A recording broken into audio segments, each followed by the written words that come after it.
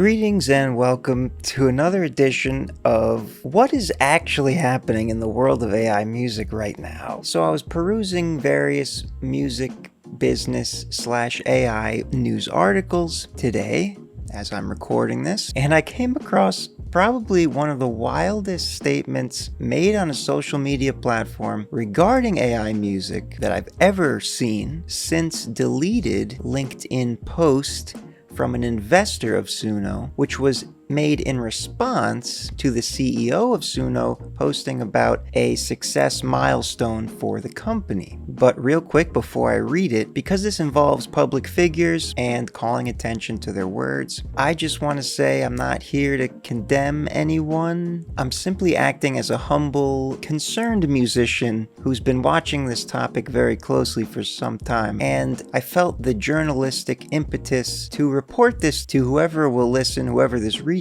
and to discuss the broader implications of what is actually transpiring in the AI music industry and the overall regular music industry as a whole. Some people are trying to merge them together, some people are setting divides, and that is one of the aspects of what I'm going to be talking about here. Hit the like button, leave a comment with your thoughts. This is going to be a wild one. I will expound upon my own opinions later in the video, but first I'll introduce these LinkedIn posts that I'm referring to. So at the time of this recording, this was 1 day ago, by Mikey Schulman, the CEO of Suno. We launched Suno 2 years ago to let the world feel the joy of making music. Since then, over 100 million people all over the world have used Suno, from music lovers to Grammy winners. We reached a new milestone: 2 million paid subscribers, 300 million in ARR, annual recurring revenue. We are building the entertainment platform of the future. Endless scrolling and passive consumption have flattened culture and reduced people's tastes to a homogeneous lowest common denominator. That statement is kind of ironic from the standpoint of Suno, but is also very true in a broader sense. Continuing, people yearn for more, and the future of consumer entertainment is creative. Suno lets everyone actively participate in music culture creation, bringing to life the music that's inside millions of people. The future is creative entertainment. A hopeful, futuristic utopia perspective, which in some ways I respect, but I'm not here to criticize this post. I'm here to ensure that as many people read what this next person wrote about this as possible. Now, before I do that, I will have you know, like I said in the intro, it was deleted. So it's this woman, CC Gong. I'm looking here at her comments because you can't find the actual post. The only thing that remains of her interaction with this post is a comment that says, "Incredibly excited about the future of music that Suno is unlocking by democratizing access to music culture creation," with 1 thumbs up, fairly innocuous, but commenting in support. So now I will go to the article that I read that screenshotted, thankfully, the post that she originally posted and has since deleted, and we'll talk about the reasons why she deleted it, or the alleged reasons why it's likely she deleted it. That is more to do with something else than it has to do with getting a bunch of hate. Let's proceed to that. So here's the screenshot from the article by Music Business Worldwide. CC Gong, investing in consumer tech and AI. Menlo Ventures, a big investor of Suno. That's an important thing to note. And again, I'm not trying to attack anybody or defame anyone's character. I'm simply pointing out what is happening so we can have a further discussion about this. Congrats to Suno reaching 300 million ARR with 2 million paid subscribers in less than 2 years. Head exploding emoji. What's remarkable isn't that Suno makes music generation easy, it's that it's changing the default relationship people have with music. Creation improves consumption. For decades, we listened to what artists, record labels, released. She's got a point there. Now, anyone can create exactly what they want to hear instantly. I've personally shifted most of my listening to Suno. I was so tired of Spotify giving me the same overplayed recommendations. When everyone can create, the catalog becomes infinite and music becomes more personalized. Instead of competing for mainstream hits, AI unlocks an ever-expanding long tail, meaning everyone can find their song not just a song. I like salsa and German rap. Somehow, Suno suggested German salsa songs to me, which broke my brain. I didn't even know that genre could exist, and now I'm obsessed. I've generated songs for friends that made them cry. When I'm in a specific mood, I don't search for a song, I create it. That's a fundamental shift, treating music as a catalog to music as a canvas. Huge congrats to Mikey, Martin, George, and the Suno team. This is what it looks like when AI expands to the surface area of human creativity and builds a massive business in the process. It's a lot to unpack there. Before I dive into specific phrases she uses here, let me highlight once again the fact that she's an investor in Suno, or works for an investing firm that is investing in Suno. I don't know all the logistics about venture capitalism, but it's clear she has a vested interest in Suno succeeding. So it is not entirely surprising that one would make such a post, but it's so extreme. I don't know if she's serious. I don't know how serious she is in what she's saying, weighted to how much of this is due to her investment and wanting to publicly bolster the achievement that Suno has made with the financial and user base increases. I think it's definitely a lot of the latter, but I honestly would not be surprised if she genuinely felt this way. But she does make some very wild statements in here, such as, I've generated songs for friends that made them cry. I don't know if she's just saying that in hyperbole or if that actually happened. I wouldn't be surprised at this point. We'll get into more of the realism of AI music in a bit. But the main highlighted text here that Music Business Worldwide added in the screenshot pinpoints the exact argument I made in a little diatribe I had on the video I did about Sienna Rose, who is the latest Spotify viral artist that was definitely 100% AI. And I said something like, eventually, if it gets good enough, people aren't going to care, and they'll prefer to be able to generate their own favorite songs on demand than have to wait for people to make the music they like, something like that. I don't know. But the point is, she is kind of right. If AI music gets that good and someone can prompt a song, God forbid Spotify implements a built-in song generator feature. That's my biggest fear, because money. And music consumers are able to just type in, it'll know their whole history of song listening, and you can literally just say, give me my next favorite song, and then it will know exactly what you're expecting to hear. But with the twist, you'll just keep getting your new awesome favorite songs over and over again on demand. Now, in principle, that sounds like that shouldn't work. I don't know. That's just extreme speculation. I hope that doesn't get to that, but we're in an unprecedented territory. And if AI gets so good as to make music that makes you cry, for example, or rivals your most favorite song of all time with a text prompt, that's a big problem, because consumers are not going to care if it makes them feel good. It's the same reason people buy McDonald's. They know it's made with shit. They know it's not healthy for them, but it's cheap and it tastes delicious in the moment. That's what AI music is becoming. Now, I could talk about this for a long time, and I don't want this video to be too long. So I'm going to take some tidbits from this article and another article and speak about them, and then just give my final thoughts here, because I'm feeling myself slipping into an infinite monologue or something. So earlier in the same article that had the screenshot that I just read from, it says, earlier this week, a coalition of artist representatives published an open letter titled Say No to Suno, describing the company as a brazen smash and grab platform and accusing it of using unauthorized AI platform machinery trained on human artists' work. So that kind of at least gives us some hope from a musician perspective that people are fighting against it publicly. And I know a lot of you are doing that in the comments here on YouTube, and not just on this video, but other videos, some videos in which I try to use AI to help me make my own music, and even then it seems to be extremely polarizing. But I will continue to reiterate that the ways that I try to use AI to make music is all in the name of, I have my own music that I could use help from a professional, but I don't have a professional.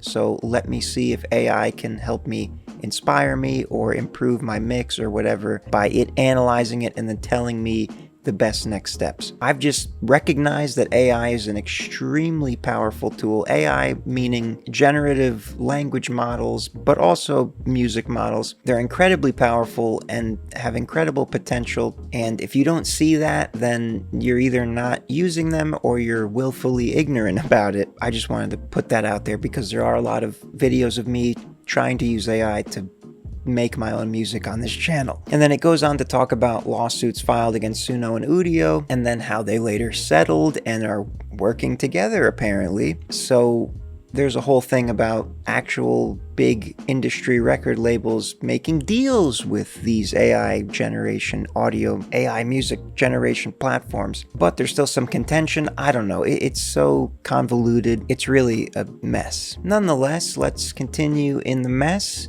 and go to the next article, which highlights the fact that she deleted it, and we'll get into the reasons why she probably was compelled to delete it. This article from thedecoder.com. Suno investor admits she ditched Spotify for AI music, accidentally undermining the company's fair use defense. Suno investor CC Gong told X she barely uses Spotify anymore, accidentally undermining Suno's legal defense by admitting AI music directly competes with human-made music. Oh, I didn't pay attention to this article as closely as I thought. So she posted this on X and on LinkedIn. For some reason, when I looked over this, I thought this was another LinkedIn screenshot, but clearly it says x.com. I guess I was skimming over it too fast. So that's interesting. 2 different platforms, 2 deletions. The article says, but the company is also fighting a legal battle with parts of the music industry over training its generator on copyrighted music without permission.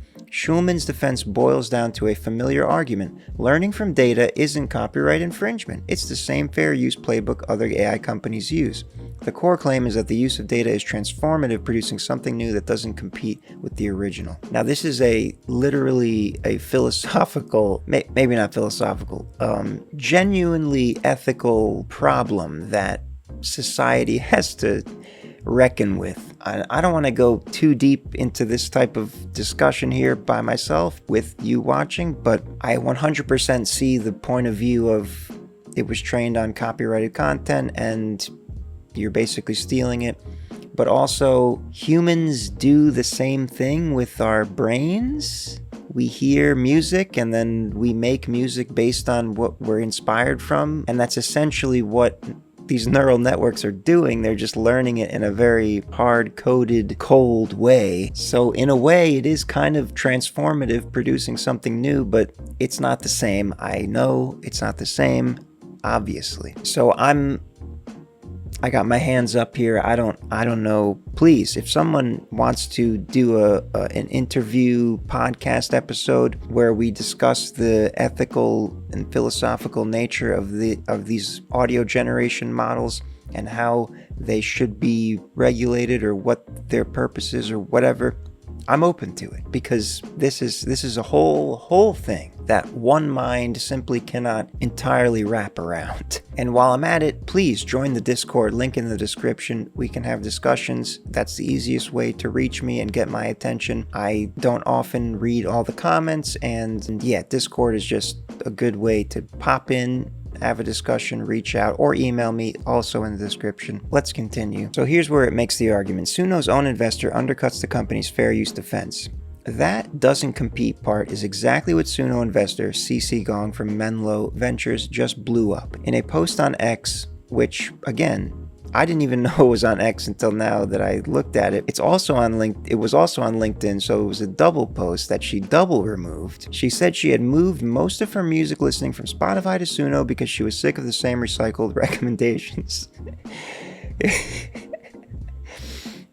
I can't believe I'm reading this. If everyone can create music, the catalog becomes infinite and the experience more personal, she argued. Instead of fighting over mainstream hits, AI unlocks an ever-expanding long tail. Again, in theory, that sounds plausible, but I don't know. And then at the bottom, it says, in other words, Gong essentially admitted that AI-generated music is replacing or at least reducing the consumption of human-made music.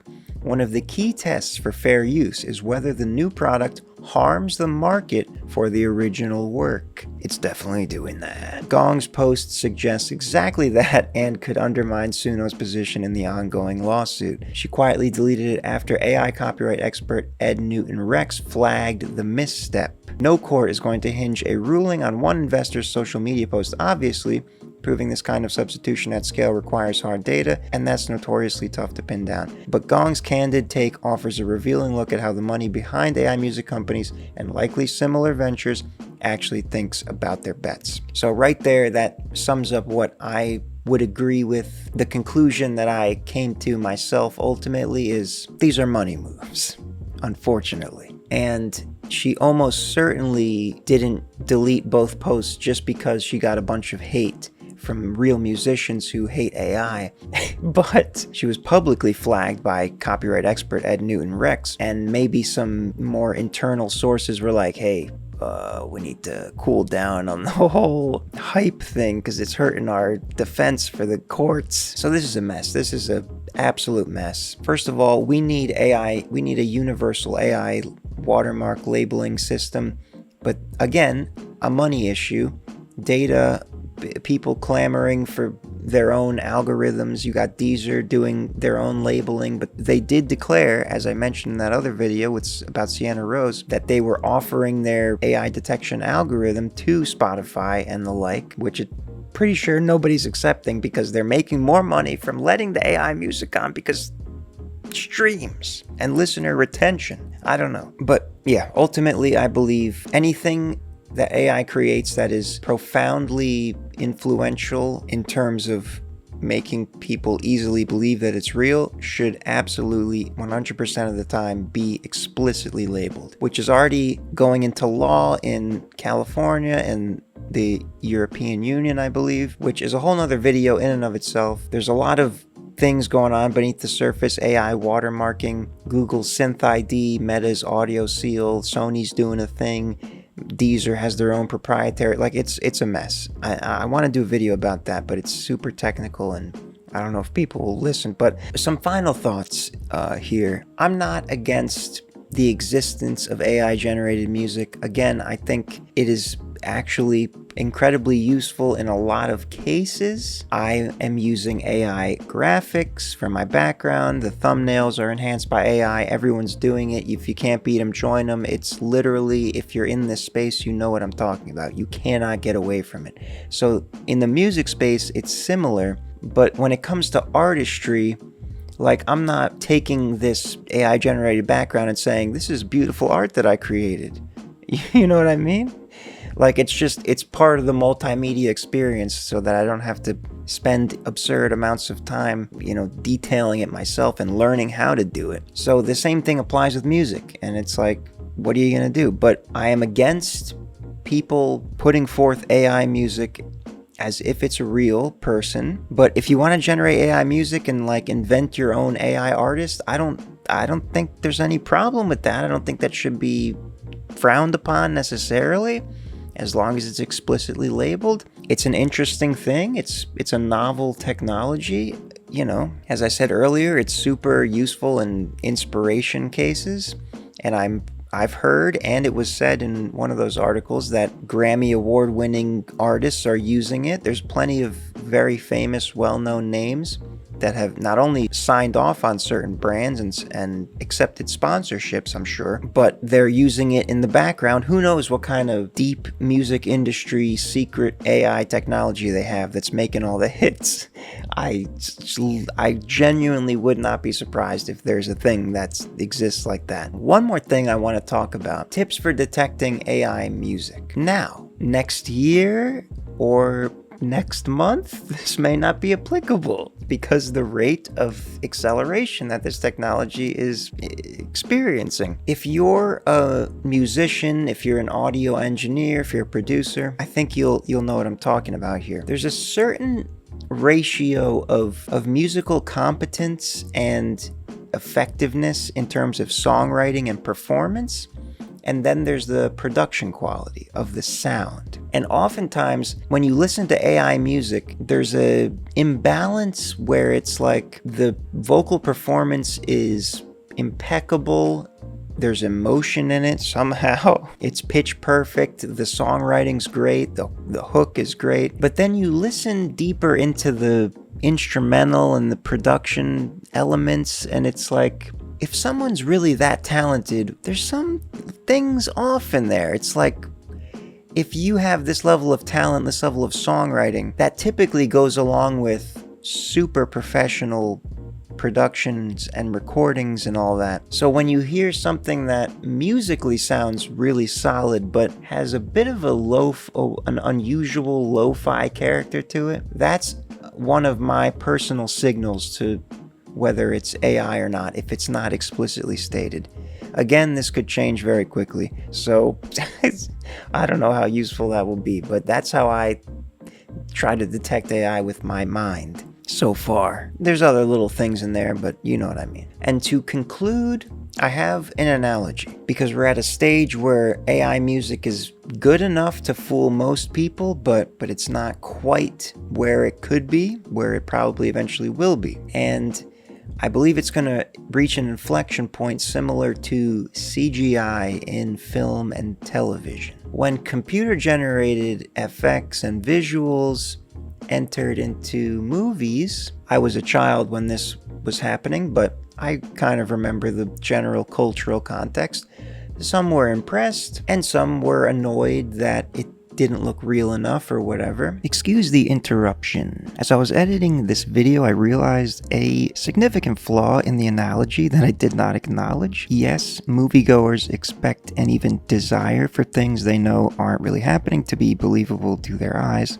So there is a fundamental difference in the importance of this. Most music enthusiasts appreciate realism, but I'm speaking more to the average music consumer that listens passively. They just want a great listening experience and don't necessarily think or even look into how this sound was produced, much like the McDonald's analogy. So, they're both artistic performances with production infusions and with aspects of computer enhancement. And I think the analogy still applies in some sense. The fact that viewers and listeners suspend their disbelief when they consume these works of art for the purpose of getting lost in the world that it puts them in. Back to what past FERM was saying. Then eventually, slowly but surely, CGI became so good that it blended seamlessly with the surrounding environment, the rest of the scene, for any given action movie or fantasy, whatever that would require such computer-generated graphics. These days, every once in a while, you might get a cinematic professional or enthusiast who might point out in a specific scene, oh, that looks like it was CGI because this, and this. But for the most part, mostly everyone has accepted the productions as a whole, without even thinking about the fact that a lot of what they saw actually wasn't reality. In music, most everyone has already accepted that a lot of drum tracks are not actually being played by drummers. The keyboard is MIDI being triggered by a virtual instrument. That pitch-perfect vocals weren't actually sung in that exact way in the original recording, or that singer was not actually singing in a giant cathedral or whatever space is being simulated. And even now, a lot of popular plugins use some kind of neural network, deep learning, and even generative AI technology below the surface. Usually they tell you in some way, but oftentimes the average user doesn't even realize it. And it's to shape and refine a sound that was actually recorded, but making it more polished. So what I'm saying is, already AI in music production has already kind of implicitly been accepted as a means of improving analog recordings without altering them in an obvious way. And at that point, there's no label to be put whatsoever. It's just embedded in there and you're never gonna know. Ultimately, I predict that once it is virtually impossible for the average musician, already the average person can't really detect AI from real music reliably these days, to detect what was altered or generated by AI, this inflection point will be reached. It all simply will end up blending with the rest of the soundscape, going unnoticed, and it'll just be another for awesome music production. And I don't know how anyone's going to be able to stop that at each granular level of potential AI enhancement or generation or iteration or whatever. And from my perspective, this has already begun to happen. So, here we are. Thanks for watching. Hit the like button if you haven't already. Subscribe. I'll keep on the lookout for other stories unfolding of the like or testing new tools. I don't know. I don't know what's happening anymore. Peace and love. Have a good one.